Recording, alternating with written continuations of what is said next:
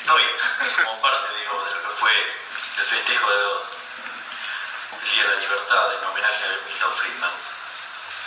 Yo voy a tomar desde el lugar donde dejó Antonio y ahí voy a ir a la cuestión estrictamente monetaria para alertarlo de uno de los mayores riesgos que se están intentando gestar desde la oposición.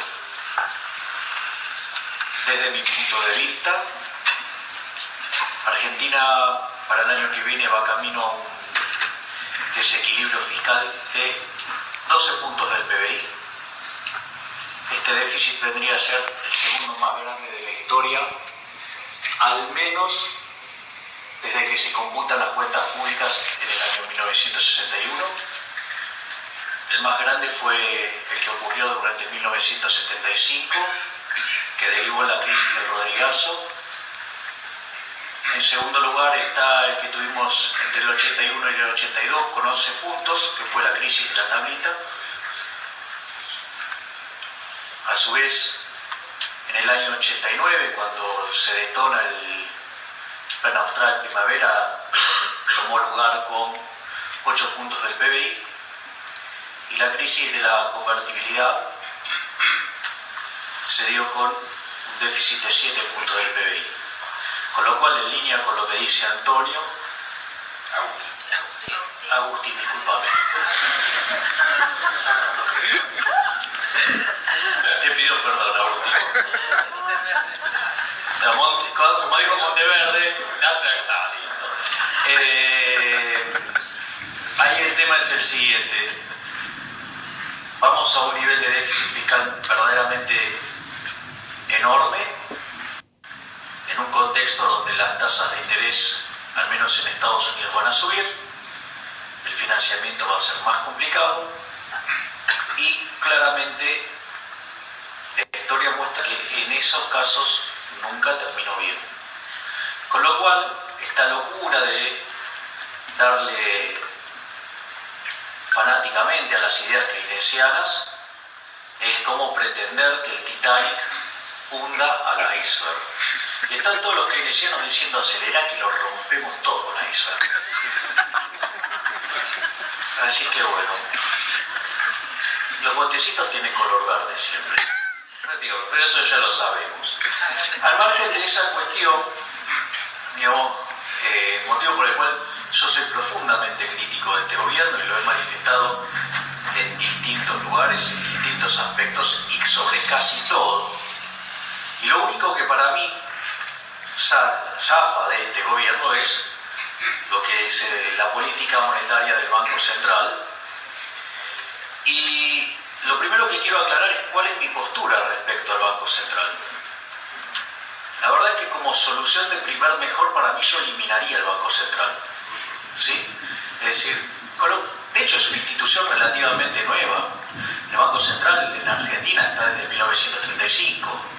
Casualmente cuando se aceleró la inflación fuertemente en el país, ¿no?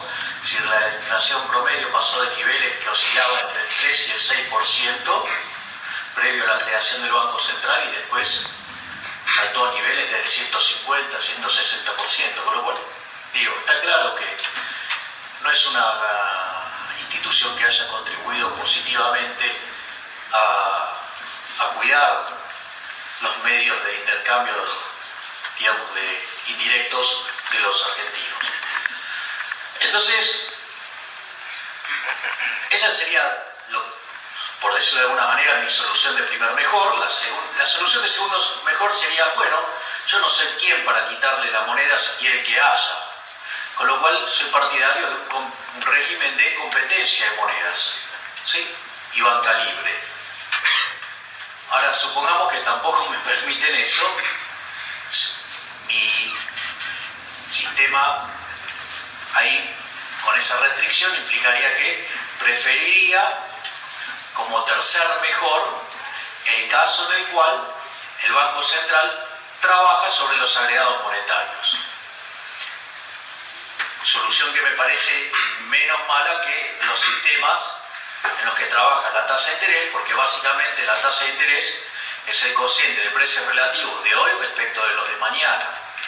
Por lo tanto, si el Banco Central me está tocando la tasa de interés, me está afectando la asignación intertemporal de recursos desde una poltrona, con lo cual eso no me gusta. Dicho esto, para entender de qué lado estoy, claro, sí. Voy a pasar a analizar lo que fue la política del Banco Central desde que asume Sturzenegger y cuáles son las bombas o los torpedos con los que le está tirando en este momento la oposición. Como muy bien señaló Agustín, básicamente hoy la relación entre LEVAX y base monetaria es prácticamente uno, y eso no es un tema menor. Las LEVAX tienen una vida promedio de 50 días, con lo cual, si ese mercado se derrumbara, sería posible gestar una hiperinflación en 50 días. Para tener una idea de lo que significa. Ahora bien, el tema es ¿por qué están esas letras ahí? Esas letras ahí están básicamente porque el keynesiano que está al frente del Ministerio de Hacienda, cuando se le dijo que había un problema de sobrante monetario, dijo que dicho sobrante no existía, que se lo habían dicho cuando él era presidente del Banco Central, los del fondo, y estaban equivocados. Les comento que el sobrante monetario que existía en Argentina para lo que era diciembre de 2015 alcanzaba 4 puntos del PBI, algo así como 200.000 millones de pesos en ese momento. Y esa situación se había dado en Argentina en 2 oportunidades. Había pasado en el año 59 y había pasado en el año 75. Tanto en el año 59 como en el año 75, la tasa de inflación se multiplicó por 6 veces cuando se tuvo que abrir el mercado de cambio por faltante de reservas. En el primer caso la inflación pasó de 20 a 120, en el segundo pasó de 30 a 180. Consecuentemente, eso estaba ahí latente, pero no era lo único que había. Básicamente, cuando Vanoli se va del Banco Central, la tasa de emisión monetaria era 47%, y si ustedes recuerdan, había una posición en futuros de 23.000 millones de dólares, que al tener que pagarla con una devaluación hubiera implicado acelerar la tasa de emisión monetaria al 80%.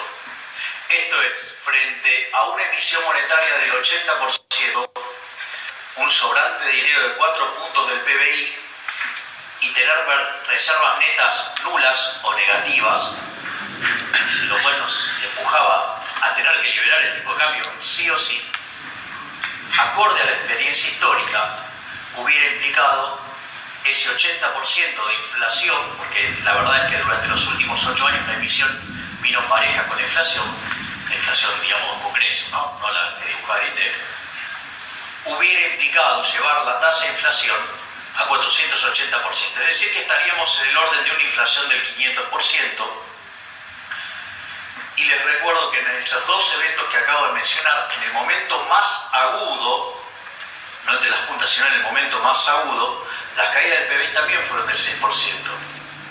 Con lo cual, si no fuera por Sturzenegger, hoy estaríamos con una hiperinflación, es decir, con inflación en torno al 500%, con una caída del PBI, no de 2, algo como este año, sino de por lo menos 6, y estaríamos viendo niveles de pobreza del orden del 60%, si ustedes miran lo que pasó en el 89 y lo que pasó en el 2001-2002.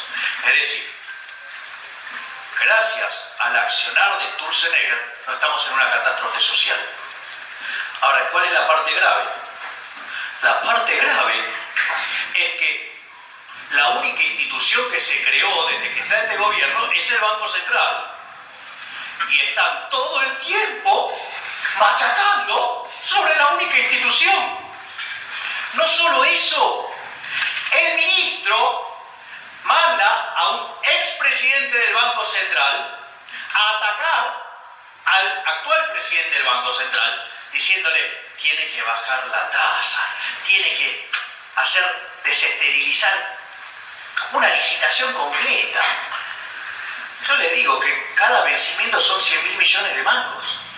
Es decir, que en una licitación la base monetaria crecería 15%. O sea, una locura, una cosa demencial. Y ese hombre fue presidente del Banco Central en algún momento, el señor Dulce de Leche. Entonces, digo, al margen de esas irresponsabilidades, entonces, el punto es, y la pregunta es, ok, ese montón de LEVAX que tengo ahí, básicamente es como Pratkay negó el problema monetario. Sturzenegger, ¿qué hizo? Calculó una tasa de arbitraje, salió al mercado a pescar y se encontró con 100.000 millones de mangos. Dijo: bueno, el problema que tenemos, porque eso pasó en diciembre del año pasado, cuando la demanda de dinero es alta. Con lo cual, si sobraba eso, imagínate. O sea, con lo cual Sturzenegger prendió la aspiradora y empezó a sacar. Y ustedes lo ven hoy ahí, son esas LEVAX por 700.000 millones de mangos. Básicamente, esa es la historia simplificada. Es la contracabra de la hiperinflación. Entonces la pregunta es, a la luz de lo que la literatura considera o llama la desagradable aritmética monetarista, si verdaderamente esto ha sido o no óptimo. Y mi respuesta es que sí. Básicamente, ¿qué es lo que dice la desagradable aritmética monetarista? Mire, usted cuando emite genera inflación. Si usted para evitar la inflación esteriliza ese dinero y el déficit fiscal permanece constante, como usted va a tener que pagar intereses, va a terminar emitiendo más y consecuentemente el nivel de precios al final va a ser más alto. Por ende, la inflación va a ser más alta. Cuando comparo la lógica de la desagradable aritmética monetaria. Entonces dice: no lo haga, porque en términos de nivel de precio usted va a terminar con un nivel de precio más alto. Es decir, cuando usted mide entre puntas, la inflación fue más alta. Entonces la pregunta es, ¿no hay algo que les suena raro en todo esto? Y lo raro es que ustedes tomen un modelo de características intertemporales y le hagan una cuenta como si fuera de un solo periodo. Ahí empieza la cuestión. Es decir, lo primero que uno tendría que ver es, ok, ¿qué pasa si yo cierro el déficit fiscal? Si yo cerrara el déficit fiscal, el problema desaparece, ¿sí? Sería la estrategia de Sturzenegger, digamos, si la economía se me recupera, me demanda dinero y yo voy desesterilizando para satisfacer esa demanda y el problema que está hoy desaparece de cara a mañana en un contexto donde se cerró el déficit fiscal y por otra parte la economía se recuperó y generó demanda de dinero. Con lo cual, en ese escenario uno, digamos, lo calcula. Ahora, supongamos que, bueno, digamos, la inflación, nunca vamos a crecer. Y que la inflación de todas maneras se va a dar. La realidad es que si los agentes, digamos, yo no voy a usar el argumento de Uribe, al cual digamos, yo no adhiero plenamente porque para mí la inflación es un mal, entonces cualquier solución intermedia no me parece mejor que la solución de esquina, pero si fuera el caso, como plantea Uribe, en realidad, como yo tengo varios periodos, lo mejor que puedo hacer, ¿qué es? Hacerla smoothing, ¿no? O sea, hacerla plana, alisarla. Que eso, digamos, me va a incrementar la utilidad y además, ¿sí? Digamos, no me como toda la inflación ahora porque en valor presente la futura vale menos. Con lo cual, si yo lo miro desde esa lógica, es óptimo lo que hizo el Banco Central. Ahora, hay dos cuestiones adicionales.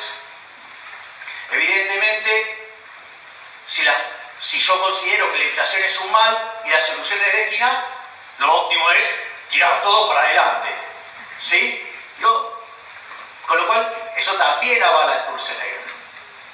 Pero hay dos dos elementos más que a mí me interesan todavía, que es este. El primer punto es que esas LEVACs, que además de lo que dije, que tiene una vida promedio de 50 días, con lo cual la hiper está todo el día ahí dando vuelta, es la tasa de interés. La desagradable aritmética monetarista asume que esa tasa de interés es positiva. Sin embargo, la tasa de interés promedio pagada por el Banco Central a lo largo de este año es de 27%, mientras que la inflación va a estar en el orden del 40%. ¿Qué quiere decir esto? Que el Banco Central, además, licuó su deuda en 10 puntos porcentuales. Es decir, el Banco Central además generó resultados positivos. O sea, licuó la deuda. Y el último argumento que quiero levantar para demostrar la optimalidad es que, ¿qué pasa si yo estoy bajo incertidumbre? O sea, lo único que tengo cierto es que hoy tengo la hiper ahí. Es decir, ¿saben cuándo se dio cuenta Sturzenegger que tenía la hiper ahí? El día que fue. Puso la tasa en el 38 y le tiraron 100.000 millones por la cabeza. Ese día dijo, más vale que salga a aspirar cuanta cosa haya, y lo hizo durante los meses donde la demanda de dinero es más alta. Si alguno de ustedes sigue mis artículos, hay un artículo mío que dice, mire, el desafío ya se limpió lo que sobraba. En realidad se limpió mucho más. Pero al margen de eso, es interesante que pero ojo cuando cae la demanda de dinero. La demanda de dinero suele caer en la última quincena de febrero. Y si ustedes miran los datos, la demanda de dinero no cayó en la última quincena de febrero estrictamente, sino cayó en la última semana de febrero y durante marzo se destruyó. Esto quiere decir que si Sturzenegger no hubiera hecho esto, estaríamos en hiperinflación. O sea, digo, los datos lo muestran con demasiada claridad para aquellos que comprendemos cómo funcionan los números monetarios. Entonces, si yo, digamos, retomo ahora con el problema de incertidumbre, frente al caso de que tengo la hiper hoy acá, la tengo, está acá, ¿sí? Frente al caso, yo no sé si va a ajustar o no va a ajustar, frente a esa incertidumbre, en realidad yo tengo una opción. Y esa opción además tiene una volatilidad enorme, con lo cual, ¿sabe qué? Valería un montón pasarlo para adelante. Justamente. Entonces, lo óptimo era pasarlo para adelante. Es decir, y evitar la inflación hoy. Y si a esto le sumo que además los argentinos tenemos una pasión por el corto plazo descomunal, porque por algo nos comemos el capital, eso significa que en términos de intertemporalidad es todavía muchísimo más valioso. Y además, si en lugar de subir, digamos, a gente que hace la cuenta media rara con preferencias estrictamente cóncavas, pienso en un caso donde tengo un mal y tengo una solución de esquina, no hay dudas que lo actuado por Sturzenegger es óptimo. Ese es el segundo bloque. Ahora vamos al tercer bloque. El tercer bloque, el final, es los primeros que están atacando al propio presidente del Banco Central son los políticos, pero los políticos de su partido, los cuales lo presionaron para bajar la tasa de interés.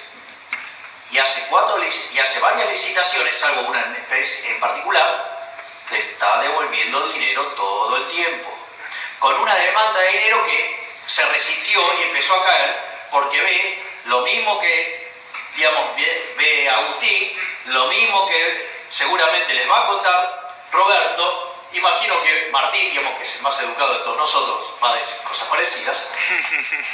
Pero, entonces, digamos, la demanda de dinero se resintió y ustedes eso lo ven con el salto en la tasa de inflación de estos meses. Ahora, esto no queda acá, en que solo los propios están torpedeando al mejor funcionario que tienen.